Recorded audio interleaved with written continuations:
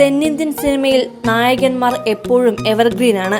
എന്നാൽ നായികമാരുടെ കാര്യം മറിച്ചു. ഇന്ന് തിളങ്ങി നിൽക്കുന്നവർ നാളെ ഒന്നുമല്ലാത്ത അവസ്ഥയിലേക്ക് പോകും.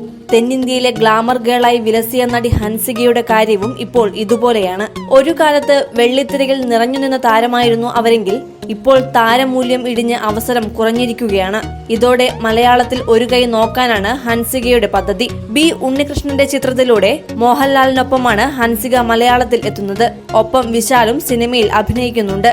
ഏറെ നാളത്തെ ഗോസിപ്പുകൾക്കു ശേഷമാണ് ഹൻസിക മലയാള സിനിമയിൽ എത്തുന്നത്. തമിഴിൽ മുൻനിര താരങ്ങൾക്കൊപ്പമൊക്കെ അഭിനയിച്ച ഹൻസികയുടെ താരമൂല്യം ഒറ്റയടിക്ക് കൂടിയിരുന്നു. എന്നാൽ മിന്നി നിൽക്കുമ്പോഴാണ് കൂടുതൽ അവസരങ്ങൾക്ക് വേണ്ടി ഹൻസിക തടി കുറച്ചെത്തിയത്. എന്നാൽ തടി കുറഞ്ഞതോടെ ഹൻസികയ്ക്ക് വന്നുകൊണ്ടിരുന്ന അവസരങ്ങളും കുറഞ്ഞുവെന്നാണ് കേൾവി. Entertainment desk, Marunadan Malayali.